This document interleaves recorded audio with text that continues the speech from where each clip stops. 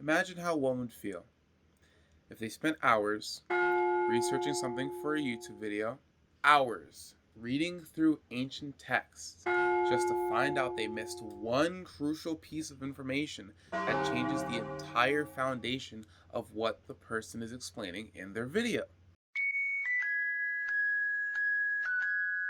Now, imagine how it would feel to not get corrected on the matter by anyone, because misinformation is so incredibly widespread in the community that no one else knows you're wrong.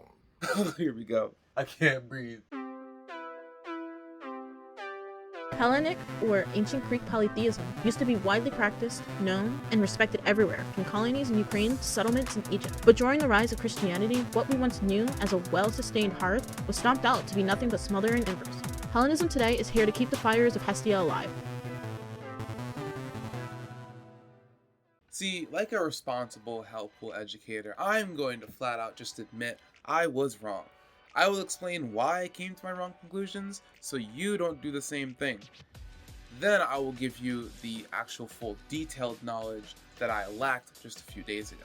Now, if you're clueless as to what in the world I'm even talking about, stay with me. I'll get there. It all started with this website. You see, for my video on cleansing and spiritual dirt, I started reading my research by first reading through articles and watching other videos on Hellenic polytheism. This was not the source of my information, but rather it told me what to search for in my research. 90% of the time I already know this part because of my own practice, but I wanted to make sure that I got all my facts straight before presenting it to you guys. So I get to this article and read it through. Not gonna name it, but you probably know it. It talks about catharsis and miasma. Read through that, took note of all the main points, and moved on. And someone in my Discord server explained, as I mentioned in the video, that a lot of people mix up miasma and Lima. So I'm like reading all about ancient texts that talk about miasma, and I'm sweating because what do you mean Lima? No one talks about Lima. What even is that? Then I researched it, and a scholarly source explained what Lima is, so I delete 3 pages of script work and restarted, because now I know there's a separation between the different types of spiritual pollution. I'm glad I caught that before posting a video with incorrect information, right? Right, guys? We saved it, right? So now I'm researching katharmos again for an ebook series that we're working on, the Helpful Archives, if you haven't heard. Now, don't worry about that if you haven't already, if you don't already know what it is. I'll explain it another time. But I stumbled upon a word, a pretty interesting word, that keeps coming up in these ancient texts I haven't read before. I didn't even know some of these existed. I'll be honest with you. And honestly, it's low-key embarrassing for someone who's been practicing Hellenic polytheism for such a long time. Now, you don't make the same mistake as me. Right now, pause the video, go to a link in the description, click on hellenismtoday.org, and hit the button that says library. Here, I save you the headache by listing over 20 sources that are prominent for Hellenic polytheism, both ancient texts and academic scholarly sources, so keep this tab open when you're researching things. Knowing the names and authors of all these books will save you the pain of being a Hellenic polytheist for 9 years and having the walk of shame to have to Google the question, what in the world is Agos? Now I want to just say I'm being dramatic. Don't actually be ashamed of having wrong information or half-truths. I won't talk your ear off about it, but there's no shame in learning more. It's literally a good thing. So don't be afraid to be corrected. Don't be afraid to correct yourself.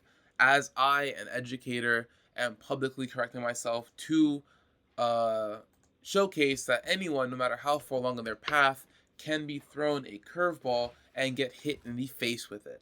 So without further yapping, I will now present to you the entire reality of spiritual and ritual purification in Hellenic polytheism. You see, all this confusion comes from the fact that even the ancient Greeks couldn't agree on specifics as to what the distinction between Lima, Myasma, and Agos is. Some things you would think would generate Lima actually generate Myasma, and some things that you think would generate Agos actually generate Myasma. It all is a murky water of ritual filth that actually works better if you think of it as a spectrum. This is a lot of explaining, but let me get actually to some practical examples for you. Lima is the most nothing burger type of spiritual pollution. It is equated to dust, like literally comparable to dust. Lima is always going to be there in some capacity, seeing as it's just the residue from being human. But it becomes somewhat annoying when you have too much of it, in the same way that dust will be on everything, but something is considered unclean once enough dust accumulates on it. So one of the most common things that produces Lima is bodily fluids. Urine, sweat, tears, all these things produce Lima. And what is sort of unique about Lima is the fact that it's almost entirely correlated to your physical cleanliness. If you just took a shower and washed up really good, you have minimal amounts of Lima on you. This is ideal for praying or performing rituals, because as you would present yourself in a fancy restaurant or a job interview with stains on your shirt and a subtle stench of pizza rolls, you would present yourself before the gods with uncleanliness on your person. We now know that there are different levels of Lima and that it is almost entirely tied to your physical cleanliness. With this information, we can now start assigning these levels with just some basic critical thinking, because again, the ancients were in no way clear of specifics, so if we want to break this down, we have to infer within knowledge that we do have. So, for example, something like tears would produce minimal Lima. While it is a bodily fluid, it's mainly just salt water, and that isn't all that dirty. Moving a step down, we can place sweat here. It is also mainly just salt water, but it carries a lot of bacteria and can smell pretty bad. Below that, we can group together a few things for similar reasons. Dirt, urine, and feces, and sexual fluids are relatively the same levels of limic. Dirt being looped in with the rest of the group because it can carry parasites and stronger bacteria. Here's where it gets iffy. We know from historical literary examples that bodily fluids are limic, but this isn't always the case. Blood specifically is miasmic. Whether that be period blood or normal blood, these are far separated from the other bodily fluids, and a lot of people will say that blood is extremely miasmic, but that's kind of an over-exaggeration. I would put general blood between mildly and moderately miasmic, and then period blood as moderately miasmic. Don't get me wrong, blood offerings are still incredibly disrespectful to the gods, but when we get to some of the other things in the spectrum, you begin to see why comparatively it is not exactly that awful. Going slightly past menstruation, we have death. And while we're knee deep in miasma, let's make sure we're on the same page of what it actually is. While Lima is everyday dirt, miasma is a transgression. Not a slight against the gods just yet, but instead a disturbance of the natural order of life. It does not imply guilt, but still requires ritual cleansing as soon as humanly possible. You don't want this stuff on you. But yes, back to death. If you come in contact with the dead, even getting anywhere near the dead in any context, congrats. You now have miasma on you that you need to cleanse of. We'll get into exactly how to cleanse of this later in the video, so let's keep moving. As we get closer and closer to Agos, the transgressions stop being natural cycles and start being more morality based.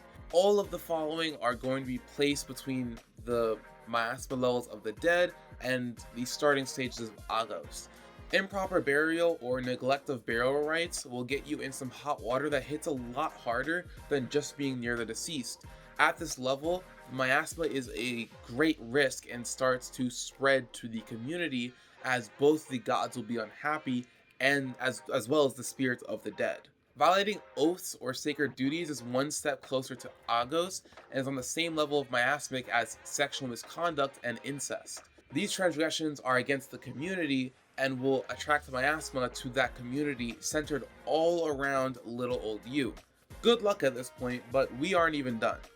Sacrilege, harming a priest, temple theft, dishonoring a god, deliberate crimes that disrupt the household order, such as adultery or severe betrayals, especially when coupled with murder, generate the worst types of miasma. At this point, you are cooked. These are all offenses that are intentional, significantly impactful, and transgress not just on the gods, not just your household, but society as a whole. And you can expect to be paid a lovely visit from Nemesis herself if you start doing these things willy-nilly. But we're not done here. Agos is the worst type of spiritual pollution. It is so bad that it is compared dozens of times to flat out being cursed. So listen closely, because these are direct slights against deities that bring forth the harshest repercussions. Starting off strong, we have crossed the boundaries of miasma and now are talking entirely agos with unatoned murder. If you murder someone, you better take the miasma and pray that you will receive a due punishment, because if your murder goes unpunished, the gods will take it upon themselves to make sure you get what you deserve. Not only are you cooked, but the person who let you off the hook is cooked. Matter of fact, why don't we just round it up to The whole city. That's right. In some cases, the entire city is plagued with agos if you are let off the hook for a murder without due punishment. This is like when your teacher punishes the whole class because no one will admit to who said the F word. Like, I bet. Now this next one technically has less severe ramifications as the previous transgression, but it actually is a double whammy. Buy one, get one free deal. We have two scenarios. Scenario 1, in which a person performs a Hikisia ritual and is granted the protection of a deity and you kill them, and Scenario 2, in which someone is sent by a god to deliver a message and you kill them. In both cases, you not only incur agos, but also severe miasma. So I just had to put this one over the list a little bit more, because incurring severe miasma and agos just has to be an awful experience for all those involved. And at the top of the list, for the deeds that generate the most horrible forms of agos, we have cannibalism and killing a family member. These were, in myth, the most egregious of crimes with the worst possible punishments. There is almost no atonement. There's no takebacks. There is a very small sliver of a chance to escape the incoming punishments if you even get that lucky. In instances of these crimes, you'd be lucky to not be ripped from your body and thrown into Tartarus immediately. The gods would genuinely have smoke with you if you were to commit crimes of this magnitude. But how would you even go about cleansing yourself in any of these pollution types? Well, with all of the examples that the ancient texts provide us, we thankfully can break it down how to cleanse the three pollution types in entirety. Starting off with Lima, in most cases, you could just wash your hands. But for more polluting levels of Lima, I recommend washing your face, all polluted areas, or even taking a shower. With miasma, you should cleanse yourself with turnips, and in severe cases, pour libations to Dionysus, Zeus, or other deities associated with catharsis. With miasmic spaces or anything involving bloodshed, such as violence or menstruation, you should sprinkle turnips around the space and or use incense to purify entire rooms at once. With improper burials, simply fix the problem. And with miasmic crimes that transgress others in the community, you are to resolve any civic conflicts before proceeding with self-purification. Agos is a little more tricky to cleanse. You must first start by making rights of your wrongs, so if your transgression, once again, is civic, you must face punishment and or correct your wrongdoing. Then you must seek the favor of one or more deities to vouch for you, or you can go directly to the specific god you angered and beg directly for forgiveness. Even with all of these instructions followed, I have to stress that you still may be cooked. The best way to get rid of agos is to simply not acquire it in the first place. I mean, how hard can it be to simply not kill your parents or not eat someone? Like, maybe don't. I honestly don't know what to tell you at that point, but that is all the information I can give as of right now. That's it. No more jump scare new information. No more new terms pertaining to this topic. We are done here. I took my information from over 20 different ancient texts to make sure I got it right, so here it is. And if you want to start reading some of those ancient texts for yourself, again, on our website we have the names and authors of many of these works listed nice and neatly for you to use in your research. But that'll be all for today. Pray this does not happen again. Keep learning, practice xenia, and stay dramatic, just like the gods intended.